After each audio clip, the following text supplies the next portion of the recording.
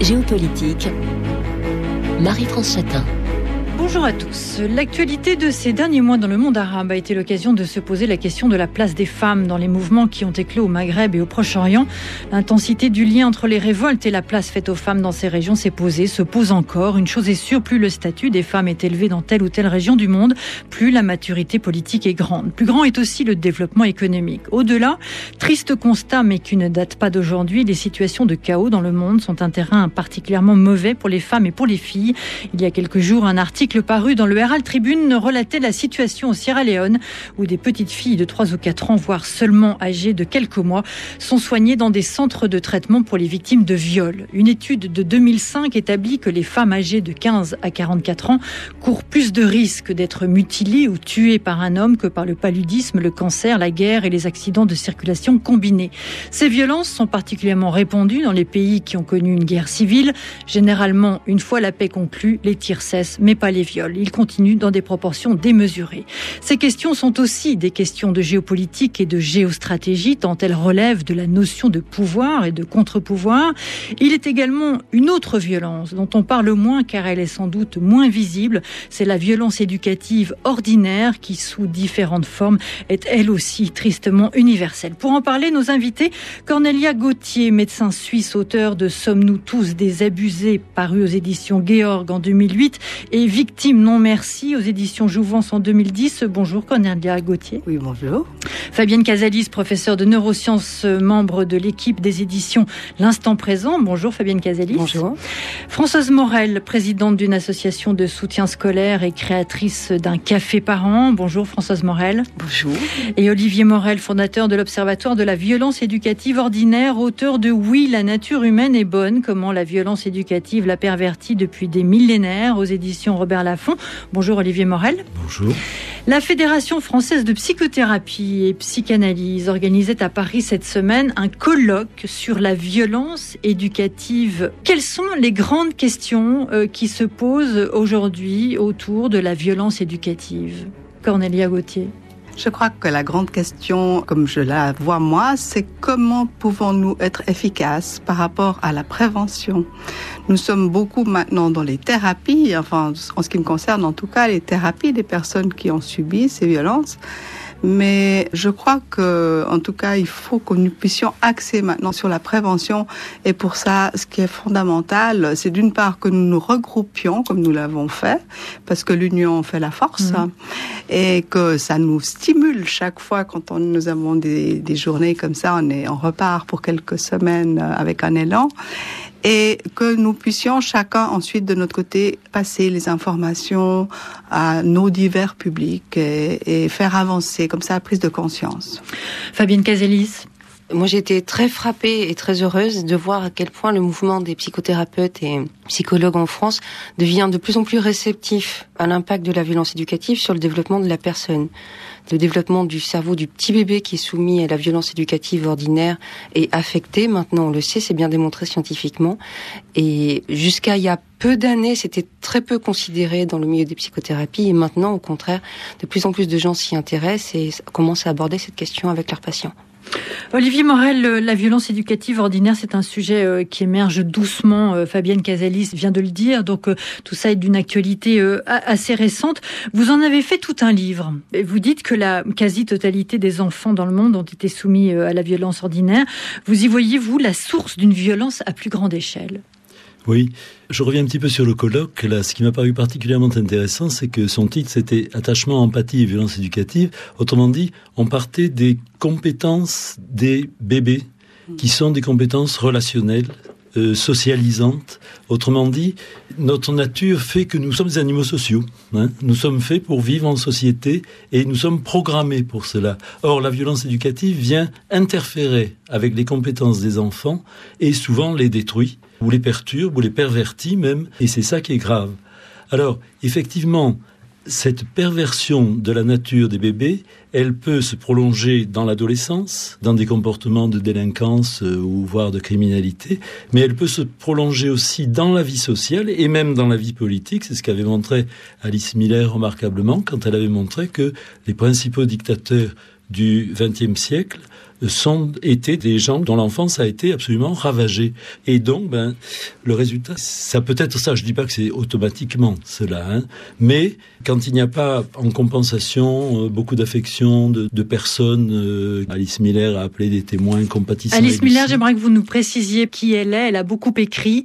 Elle a révolutionné finalement un certain nombre de choses dans la vision que nous avons quant à l'éducation et la violence. Oui, Alice Miller, c'était au départ une psychanalyste qui a petit à petit pris conscience que la nature humaine n'était pas fondée sur des pulsions mauvaises, mais finalement sur cette volonté de vivre dont je parlais.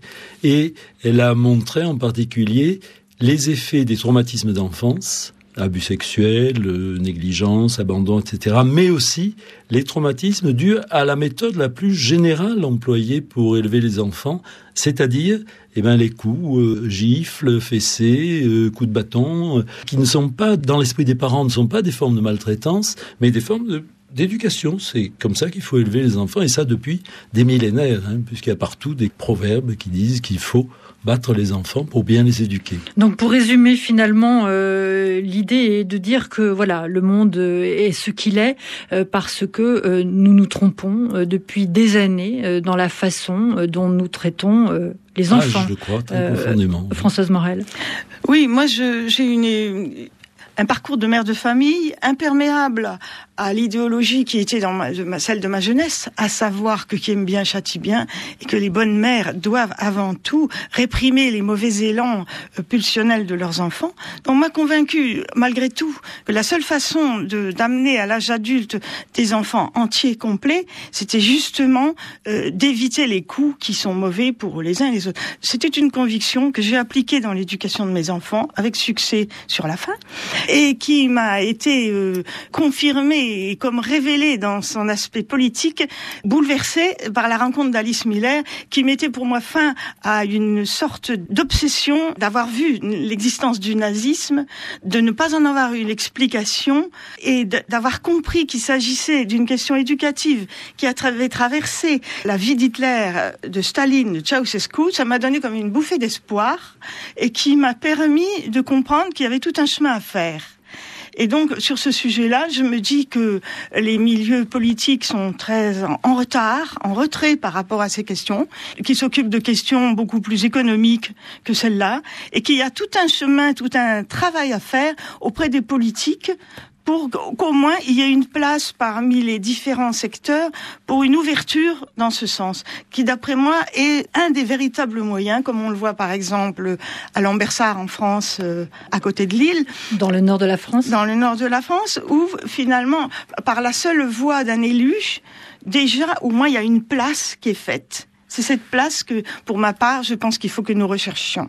Alors, vous parlez du nazisme, de la politique d'Hitler. Il sera intéressant peut-être de se poser, puisque l'actualité de ce week-end, c'est la mort du président libyen Kadhafi, de connaître un petit peu quel a été finalement son passé. Ce que je voudrais comprendre et peut-être faire passer comme idée, c'est que la violence est un cycle qui se répète à l'infini, sauf quelques exceptions, et sauf si on arrive à dénouer cette espèce de systématisation qui se produit de génération en génération. J'ai bien compris de quoi il est question, Olivier Morel. Exactement, oui. Il n'y a pas vraiment de fatalité. C'est pas des enfants qui ont été battus peuvent, s'ils sont justement, s'ils rencontrent des personnes comme Boris Cyrulnik a appelé des tuteurs de résilience, ou bien les témoins compatissants d'Alice Miller, on peut s'en sortir tout à fait et éviter de reproduire, mais dans la majorité des cas, surtout avec la violence éducative ordinaire, un enfant qui a subi la violence éducative ordinaire, il va rencontrer autour de lui des gens qui vont lui dire, s'il s'en plaint, on va lui dire, mais écoute, tu t'es mal conduit, c'est de ta faute. Tu es coupable, de la violence. Par contre, s'il a subi ce qui est considéré un niveau de violence considéré comme de la maltraitance dans sa société, là, il aura plus, un enfant qui a été frappé à coups de bâton, par exemple, en France, on va lui dire, ah non, ça, on n'a pas le droit de te le faire, parce que nous, depuis 2 siècles à peu près, notre niveau de tolérance à l'égard de la violence est descendu au niveau des gifles et des fessées. Au-dessus, ça nous paraît excessif. Et donc, dans ce cas-là, on va pouvoir faire une résilience, effectivement, parce que on va avoir des personnes qui vont dire ben non, ça, c'est pas normal. Mais on a besoin de ça, pour le comprendre. Fabienne Casalis. Je suis évidemment complètement d'accord. Les études épidémiologiques sur les enfants qui sont frappés, il y en a quand même beaucoup qui ont été publiées, et elles montrent toutes qu'un enfant qui subit des violences éducatives ordinaires, et notamment des châtiments corporels, à l'adolescence et à l'âge adulte, ont beaucoup plus de chances de développer des comportements de délinquance, des comportements à risque, donc soit avoir des accidents, soit prendre de la drogue. Ils sont aussi beaucoup plus à risque d'échec scolaire. Comment s'explique ce lien ? C'est biologique, c'est-à-dire qu'un enfant qui est soumis à la violence éducative ordinaire, même un tout petit bébé, pour son corps, c'est un stress inouï auquel il a beaucoup de mal à s'adapter. Un stress ponctuel, on peut s'adapter. Un stress qui est très répétitif ou qui continue, c'est très difficile pour le cerveau de s'y adapter. Et donc, il va y avoir une modification du taux de neuromédiateurs et du taux hormonal qui vont avoir un impact immédiat sur le comportement. Et ces modifications, maintenant, on sait depuis quelques années qu'on les retrouve à l'âge adulte. Donc, on peut mesurer physiologiquement les marqueurs physiologiques de la violence éducative ordinaire, même chez des adultes. Cornélia Gauthier. Oui, alors moi j'aimerais rendre attentif au fait que notre psychisme est un peu comme un disque dur et que ce qui nous arrive, en fait, nous l'enregistrons, nous oublions souvent avec notre mémoire vive les événements, mais sans enregistrer. Et comme l'enfant qui subit des violences éducatives vraiment violentes ou ordinaires va les enregistrer en même temps que l'amour d'ailleurs, et il va y avoir des mélanges qui vont se faire dans son psychisme, où il va trouver que c'est normal d'aimer quelqu'un et de lui taper dessus. Finalement, c'est l'exemple qu'il a eu depuis tout le temps. Et donc, il est programmé comme ça. Je n'aimerais surtout pas dire que tous les parents qui ont été frappés frappent, mais quand même une grande partie le reproduisent. Et les autres qui prennent conscience de ça et qui ne veulent pas le reproduire ont un grand risque de passer de l'autre côté, c'est-à-dire qu'ils vont risquer de devenir surprotecteurs. C'est très difficile de devenir neutre et juste être adéquat. Et une autre chose que j'ai peut-être envie de dire avec ça, c'est que l'éducation par la violence, qu'elle soit physique ou finalement émotionnelle, elle n'éduque pas, elle bloque. Elle crée des blocages émotionnels. L'enfant doit ravaler les émotions que ça lui fait. Et en fait, il va apprendre à faire dysfonctionner son système émotionnel qui au départ est absolument magnifique. Nous avons des émotions primaires qui sont des émotions de survie qui nous aident à garder un équilibre émotionnel magnifique. Et en fait, malheureusement, par l'éducation, de génération en génération, on abîme ce système. Et c'est là peut-être que je peux intervenir en tant que médecin psychosomaticienne. On retrouve tout ça beaucoup plus tard, sous forme d'un cortège absolument terrible de maladies psychosomatiques. C'est-à-dire ? De toutes sortes d'inconforts, de douleurs, de fatigue chronique, de dysfonctionnement organique. Mais quand on examine les organes, ils sont normaux. Mais les gens sont très très mal. Et donc on leur dit, c'est psychosomatique, vous n'avez rien. Non, vous n'avez pas rien. Vous avez vécu des choses terribles qui s'expliquent et qui se manifestent maintenant. Et comme il y a souvent un délai, comme pour les syndromes post-traumatiques, d'ailleurs je pense que c'en est un, entre les moments où les événements sont arrivés et le moment où le symptôme s'exprime, eh bien, il n'y a plus personne qui fait le lien entre les causes et les conséquences. Mais en psychosomatique, alors vraiment, on les trouve, il suffit de les chercher. Le temps qu'il faut pour que ces symptômes s'expriment, c'est quoi ? C'est 10, 20, 30 ans ? Alors, c'est très, très variable, parce que on voit ça aussi d'ailleurs dans les symptômes post-traumatiques, il y a des gens qui ont tout de suite des problèmes. Il y en a où il y a des délais d'1 mois ou 3, et il y en a effectivement où ça peut prendre quelques décennies. Par exemple, si on prend la problématique de l'abus sexuel chez un enfant, il va souvent y avoir des symptômes tout de suite, notamment au niveau des douleurs abdominales. Et donc, les parents vont aller consulter pour des douleurs abdominales, mais l'enfant ne pourra pas dire de quoi il s'agit. Et donc, on va regarder, on dit non, il a rien, etc. Et puis, voilà, des petits stress. Et ça va être banalisé, et ça va sortir ensuite avec des symptômes de plus en plus fréquents, qui finissent quand même, si on ne les comprend pas, à devenir des vraies maladies. Françoise Morel. Oui, j'ai rencontré des jeunes femmes qui étaient bouleversées et désarçonnées par le simple fait que, n'ayant pas elles-mêmes, on était dans la répétition, n'ayant pas elles-mêmes été des femmes frappées, elles étaient sûres d'elles en adoptant une ligne de conduite, je ne frapperai pas mes enfants, j'élèverai dans la douceur, et qui se retrouvent à tabasser leurs enfants. Elles se disent comment ça se fait. Alors je pense que nous sommes beaucoup moins responsables de nos comportements que nous ne le croyons. Autrement dit, que la part biologique de ce que nous sommes est beaucoup plus importante, et il nous faut avoir beaucoup d'humilité et peut-être aussi beaucoup de technique. Je me tourne vers Fabienne, parce que c'est un phénomène qui justement peut paraître être un frein dans le travail que nous sommes tous en train d'accomplir ici, à savoir la propagation de l'idée qu'il ne faut pas frapper les enfants pour leur bien, mais encore peut-être que nous n'y arriverons pas malgré nos bonnes intentions. Je pense qu'il y a là une explication biologique que je ne maîtrise pas. Quand vous parlez d'explication biologique, vous parlez quoi? D'héritage générationnel, finalement, c'est un peu ça? Non, je parlerai de ce que nous avons vu autour de nous. Par exemple, dans ma génération, personne ne pouvait échapper au fait de voir gifler, fesser, même fût-ce d'une façon ordinaire et peut-être même gentille. Et donc, moi, j'ai eu l'occasion de rencontrer des mères désespérées, de ne pas arriver à contrôler ce qui leur venait d'ailleurs, de plus profond en eux-mêmes, dont ils ne savaient pas l'existence. Et ça me paraît un élément important à dire pour que les parents puissent finalement acquérir cette maîtrise de toute leur personne. Qu'en somme, on est beaucoup moins maître de nous que nous ne le savons, que nous ne le croyons, que nous ne le voulons. Et moi, je pense qu'il y a une réponse à donner pour éviter le découragement ou éviter la propre dévaluation de soi-même.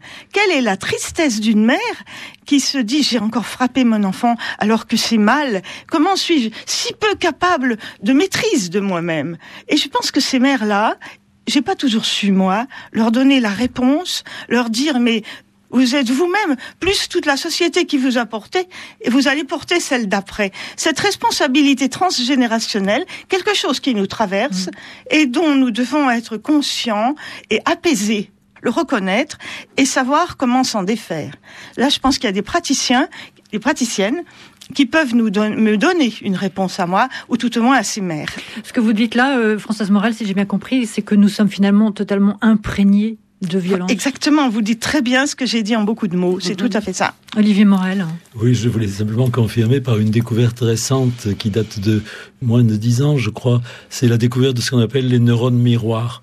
C'est-à-dire que nous avons dans le cerveau des neurones qui enregistrent automatiquement tout ce que nous voyons, tous les comportements que nous voyons, et nous préparent à les reproduire. Ce sont exactement les mêmes neurones qui vont s'activer quand nous allons refaire les gestes que nous avons vus faire. Autrement dit, ce que dit Françoise, oui, le fait qu'on a vu, il est difficile d'avoir pu échapper au fait d'avoir vu frapper des enfants. Eh bien, le geste s'est introduit en nous, en quelque sorte, contre notre volonté, et nous risquons de le reproduire absolument sans le vouloir. L'impact des images est donc extrêmement fort. Fabienne Casalis. Je vais compléter ce que dit Olivier Morel, c'est-à-dire qu'avec la découverte des neurones miroirs, on comprend maintenant ce que des pédagogues intelligents avaient remarqué depuis déjà longtemps, c'est-à-dire qu'un enfant apprend en observant un mouvement, et il apprend de façon tout à fait inconsciente et automatique. Les enfants, les bébés ont une capacité d'imitation qui est tout à fait inouïe, et quand on observe un mouvement, on a une partie de notre cerveau qui reproduit ce mouvement de la même façon que si on le faisait. En fait, c'est les mêmes parties du cerveau qui s'activent pendant qu'on observe un mouvement et pendant qu'on le reproduit. Donc, pour le petit bébé ou pour le petit enfant qui voit un adulte frapper un enfant, surtout si c'est lui l'enfant et que l'adulte c'est ses parents, donc lui, ce qu'il apprend en priorité, c'est que frapper est un comportement qui est fait et qu'il peut faire. D'accord ? Il y a une très grande discordance entre ce qu'il apprend, ce que son cerveau apprend de comportement et le discours des parents qui peut être très discordant. On va demander à l'enfant d'être respectueux, d'être non violent, sauf que la réalité de ce qu'il apprend, c'est la violence. Géopolitique, le débat sur la violence éducative ordinaire. Nous retrouvons nos invités Cornélia Gauthier, Fabienne Casalis, Françoise Morel et Olivier Morel dans quelques instants. À tout de suite.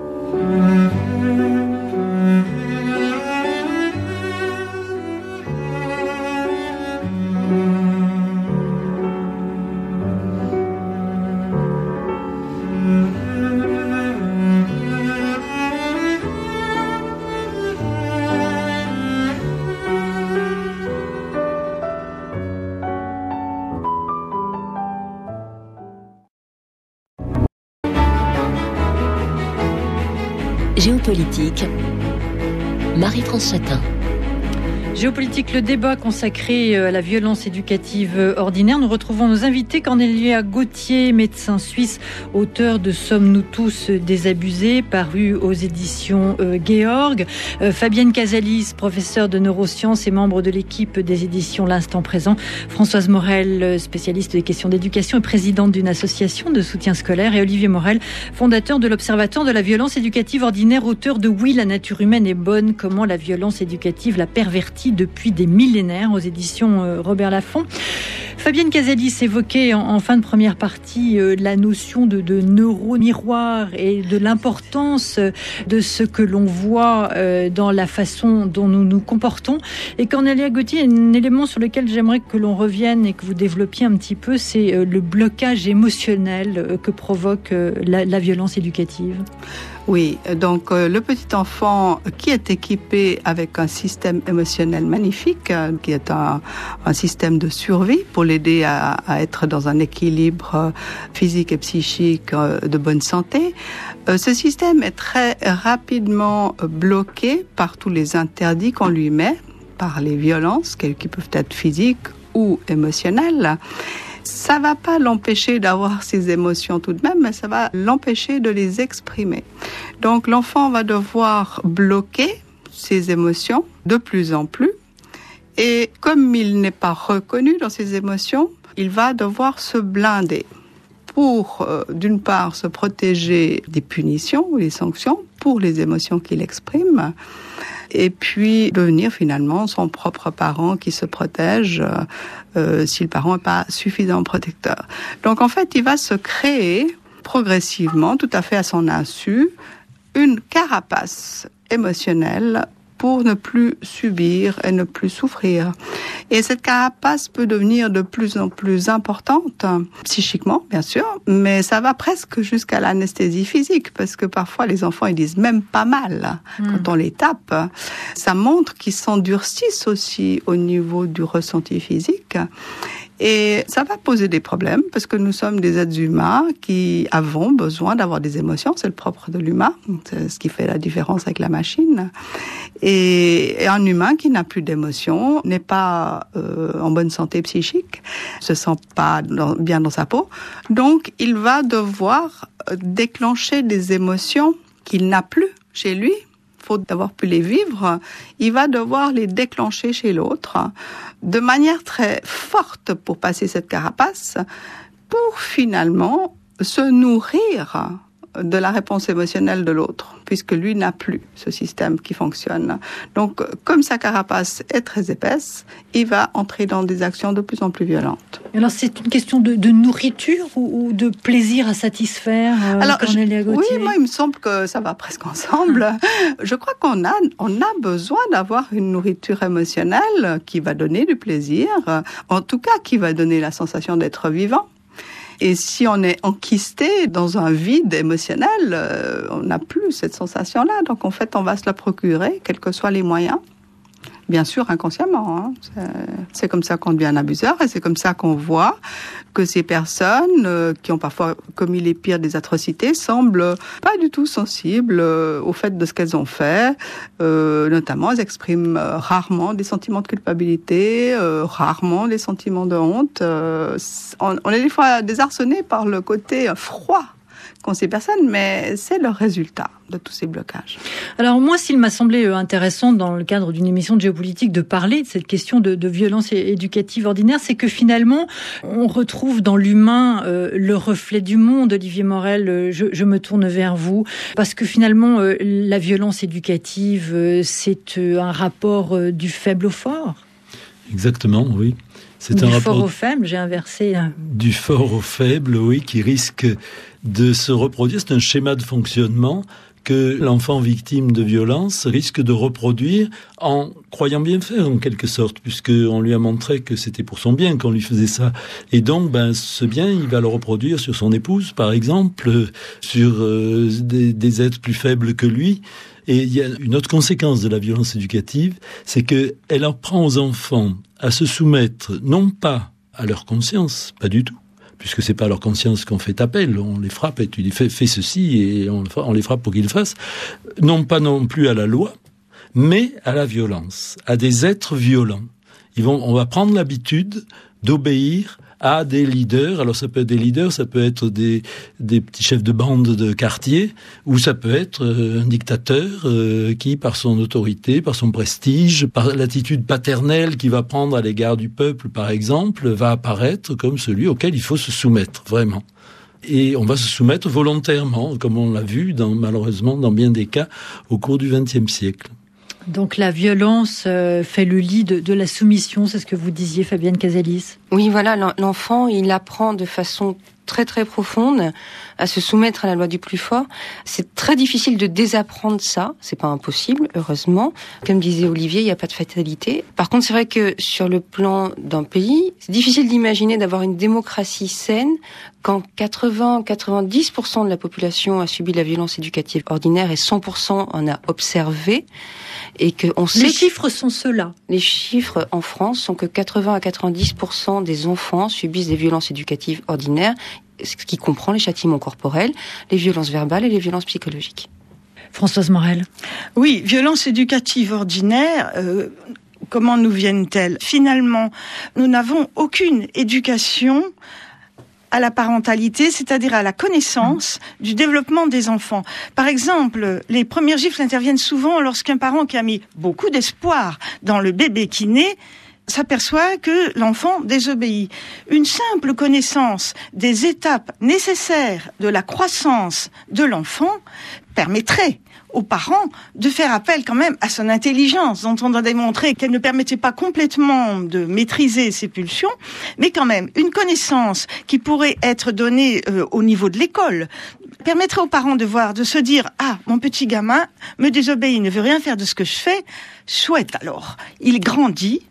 Et comment est-ce que je vais m'amuser de ça ? Comment est-ce que je vais jouer avec mon enfant qui grandit ? Je suis quand même plus malin que lui. Voilà. Donc ça, c'est un simple exemple en disant que une connaissance des étapes de la croissance nécessaire de l'enfant à l'âge adulte doit permettre aux parents, chacun selon sa personnalité, de mettre en place une stratégie qui doit lui permettre de répondre d'une façon non pas animale, puisqu'il ne s'agit pas d'une pulsion animale, mais d'un premier mouvement qui fait appel à cette chaîne neuronale que j'ai trouvée très bien décrite dans le livre L'intelligence émotionnelle d'Isabelle Filiosa, qui nous met nous-mêmes en conscience de ce que nos gestes sont de mécanique.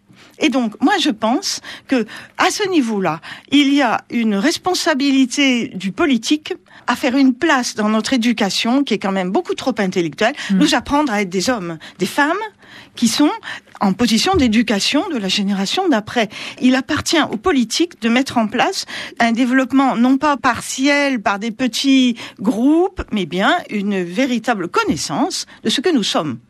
Voilà. Moi, je dis que ça passe par toute une réforme des programmes culturels et éducatifs de l'éducation nationale, et puis par ce qui était une partie du colloque, et peut-être que vous voudriez y revenir, à la naissance d'une loi nous permettant d'avoir en nous une norme à laquelle, au départ, nous n'adhérerons pas, puisque nous sommes issus de la génération d'avant qui avait une norme différente, une conception différente de l'éducation, qui était qu'il fallait modeler, réformer un bébé qui, à la base, était plein de mauvaises pulsions. C'est la norme avec laquelle notre génération, la mienne du moins, a été construite. Donc il s'agit de changer de norme, et il est évident que cette loi que nous appelons de nos vœux...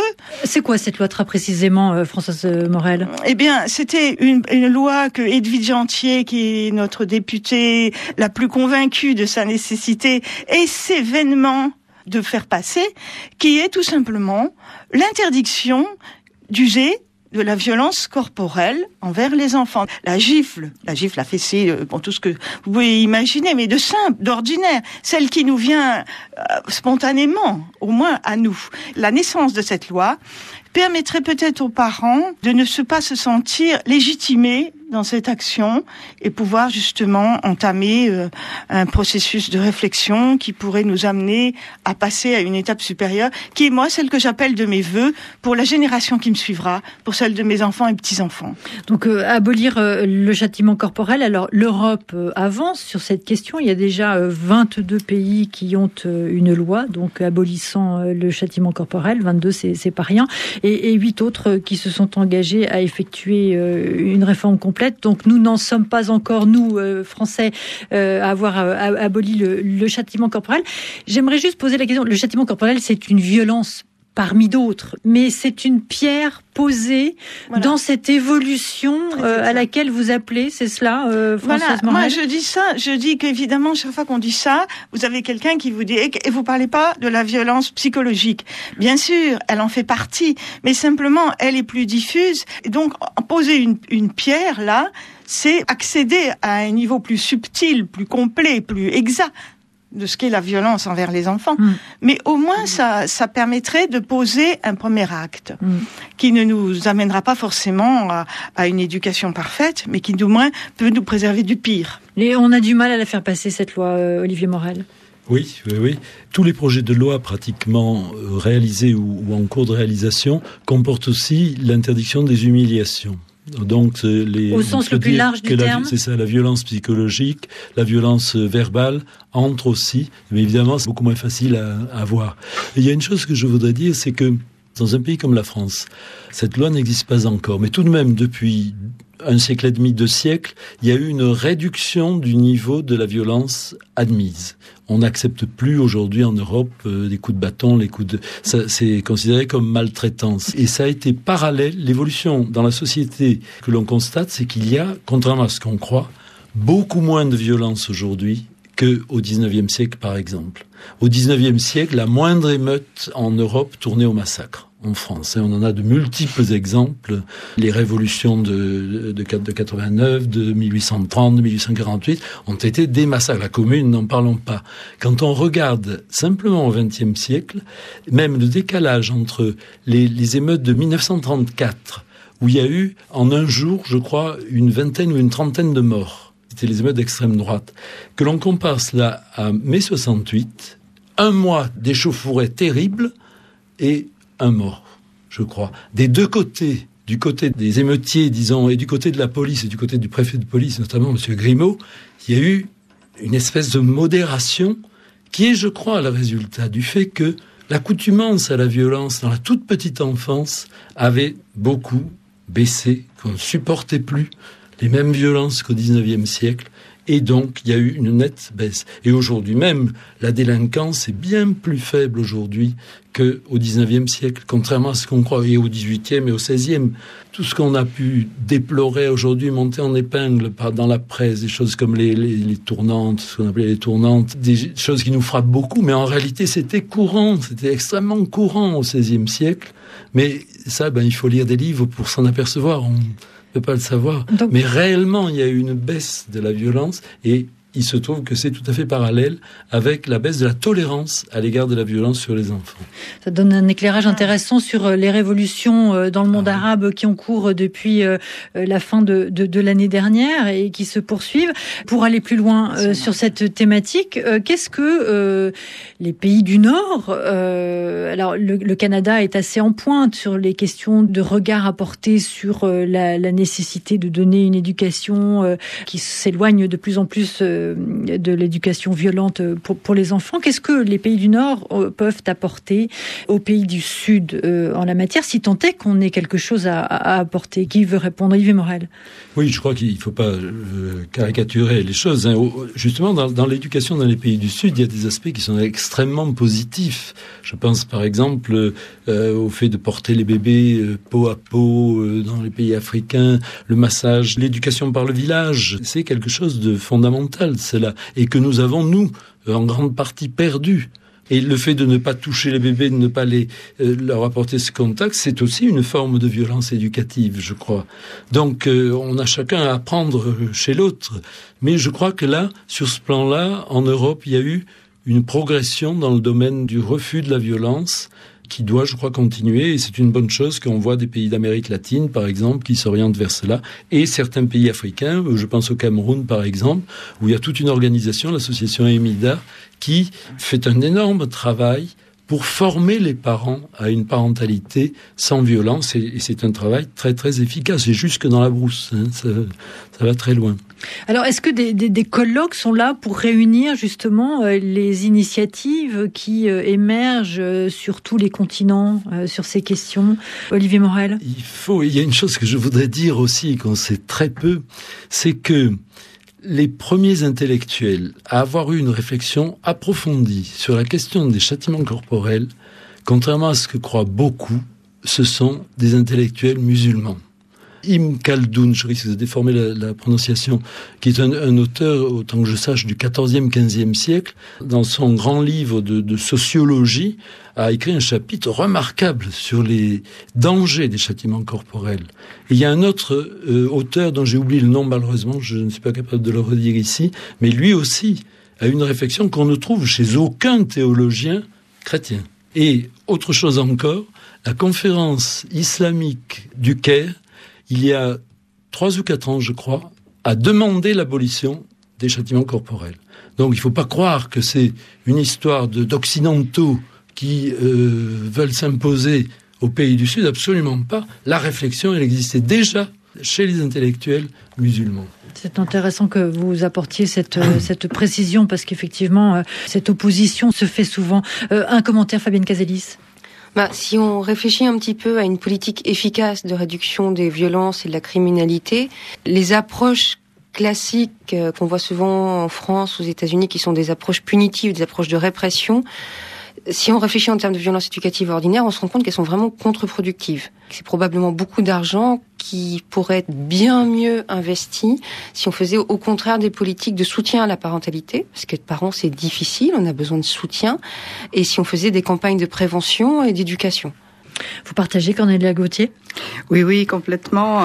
D'abord, je voulais juste dire quelque chose dont on est probablement convaincu, mais il faut peut-être en prendre conscience. Si la violence éducative ordinaire était efficace, il y a longtemps que le monde irait bien. Et en fait, on est juste en train de se rendre compte que ce n'est pas le cas.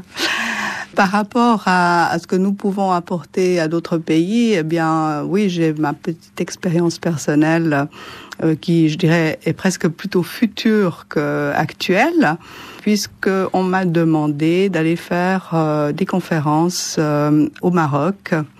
Je vais aller effectivement aborder cette problématique de la violence éducative ordinaire. Il y a 3 conférences qui sont prévues en décembre, à Tétouan, à Tanger et à Fès, qui au départ ont été organisées par un de mes correspondants internet avec qui on a vraiment beaucoup échangé sur ces problématiques, qui m'a lui en fait au départ dit mais vous dites que chez vous 3 enfants sur 10 subissent des abus sexuels, mais chez nous je vous assure que c'est bien plus que ça, il faut absolument que vous veniez. Je m'y attendais pas, on a mis une année pour discuter de ça, et effectivement ça va se faire, et ça sera organisé par le Cercle culturel français dans ces 3 villes. C'est la fin de Géopolitique, le débat consacré donc à la violence éducative ordinaire. Merci à nos invités. Cornélia Gauthier, médecin suisse, auteur de Sommes-nous tous des abusés, paru aux éditions Georg en 2008 et Victimes non merci aux éditions Jouvence en 2010. Fabienne Cazelis, professeure de neurosciences et membre de l'équipe des éditions L'Instant Présent. Françoise Morel, donc présidente d'une association de soutien scolaire et créatrice d'un café parent. Et Olivier Morel, fondateur de l'Observatoire de la violence éducative ordinaire, auteur de Oui, la nature humaine est bonne.